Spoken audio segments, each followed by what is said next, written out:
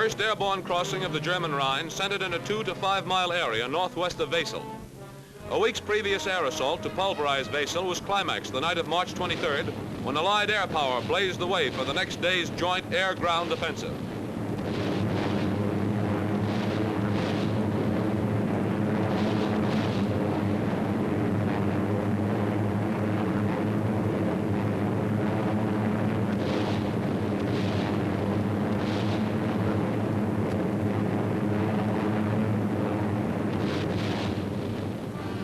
At dawn, March 24th, on one of the airfields south of Paris, gliders and transports were lined up to carry the first Allied airborne army across the Rhine in the greatest single airborne operation in history.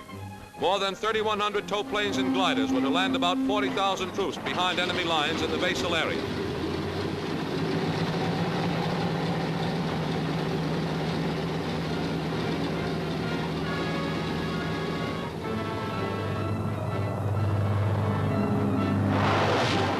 At the same time, the British 6th Airborne Division was starting from bases in England. Ground forces had started to move before the airborne troops. This was a reversal of tactics used in Normandy and Holland, where glider and parachute forces had gained the ground first. The CG-4A glider normally carries 12 fully equipped soldiers, or a combination of soldiers and equipment up to 4,000 pounds. In this operation, the double tow was used. Gear-laden paratroopers were transported by C-47, and for the first time by C-46 Commando. The 47 loads 18 paratroopers. The Commando loads 36 and is fitted with 2 doors to drop men simultaneously from both sides of the plane.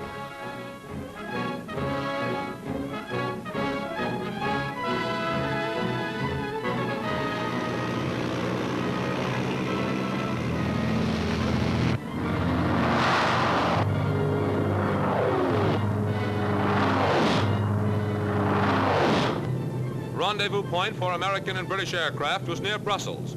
The flight streaming eastward across Belgium, as seen in these films taken by cameramen of the 8th Air Force and the 9th Troop Carrier Command. In such a gigantic undertaking, aerial losses were inevitable. Flak down 24 C-47s and 6 British tow planes were lost. Losses were kept to a minimum, however, by our fighter cover.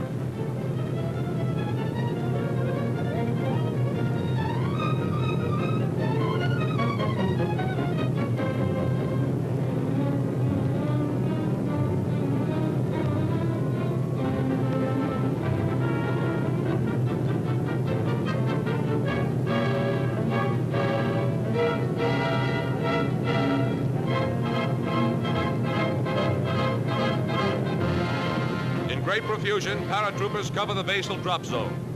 Leapfrogging German positions east of the Rhine, first objective of these airborne divisions is to contain the enemy's rear, then make a quick junction with ground troops. A C-46 goes down.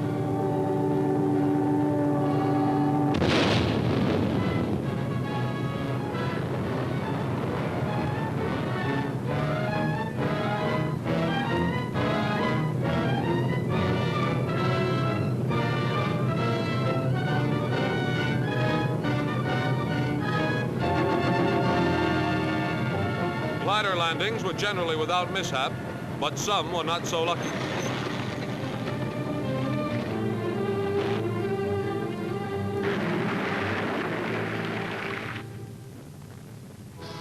Allied detachments were often outnumbered and surrounded, had to fight their way through blistering machine gun fire to reach prearranged assembly points. But within 8 hours of the first drop, while B-24 formations were bringing additional supplies, the airborne troops seized all their objectives and made contact with British ground units advancing eastward from the Xanten area. 240 liberators dropped supplies to help the airborne troops accomplish their victories. During the day, our air forces flew more than 10,000 sorties in the Basel battle area. The first airborne crossing of the Rhine had proved a great success, had given impetus to the entire Allied push, which by the middle of April had placed Allied armies outside Berlin.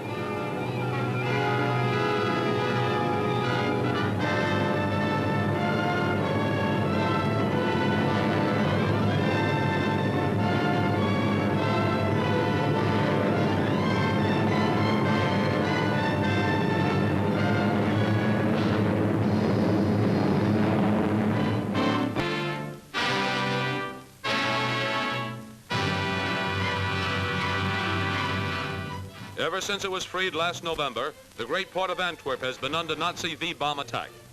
Radar devices scan Belgium's skies, part of the effective defense system that has curbed the Rhine menace.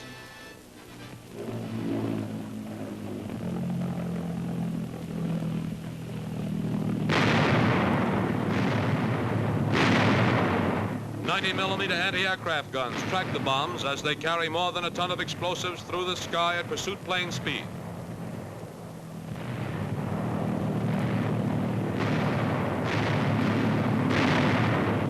Of guns ring the approaches to Antwerp. These bombs were a partial Nazi substitute for the Luftwaffe, which we destroyed. But in destructive power, the flying bomb cannot be compared with Allied strategic air attacks, which systematically, accurately, and thoroughly leveled German industries. Most bombs are exploded in midair. Some are shot down by fighter planes. Some are knocked off balance, so they crash in unpopulated areas. Some fall close to the gun positions that shot them down.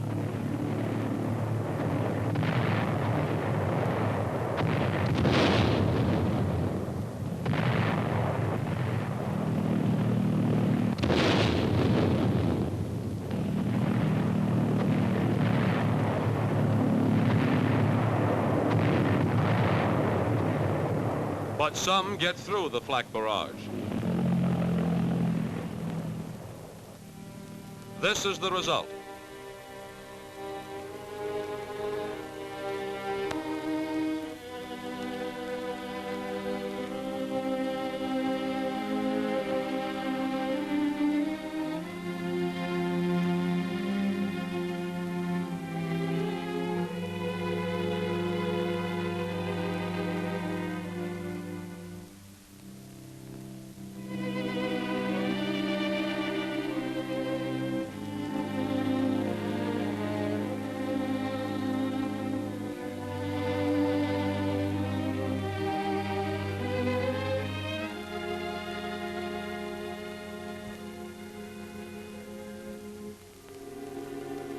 V-bombs reaching Antwerp's dock area have caused considerable damage, but the great flow of supplies through this port to Allied armies has not stopped. Unloading has continued while V-bomb explosions shook nearby port areas, and the long line of Allied truck convoys has never had its service to the fighting fronts disrupted.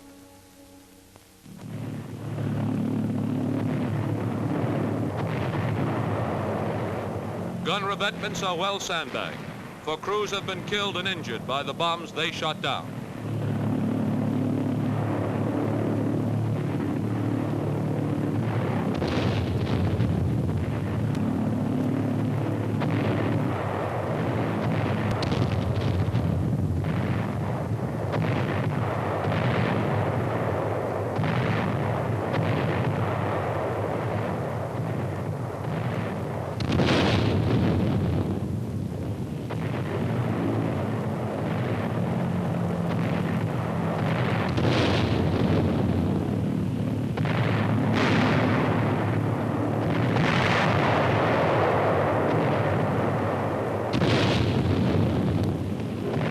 The Nazi counterattack last December threatened to retake recently liberated cities. Belgians said, "We can stand the buzz bombs, but we couldn't stand the Germans here again." With Allied air power paving the way, and with victorious Allied armies cutting into the heart of Berlin, Belgians will see neither Germans nor their buzz bombs.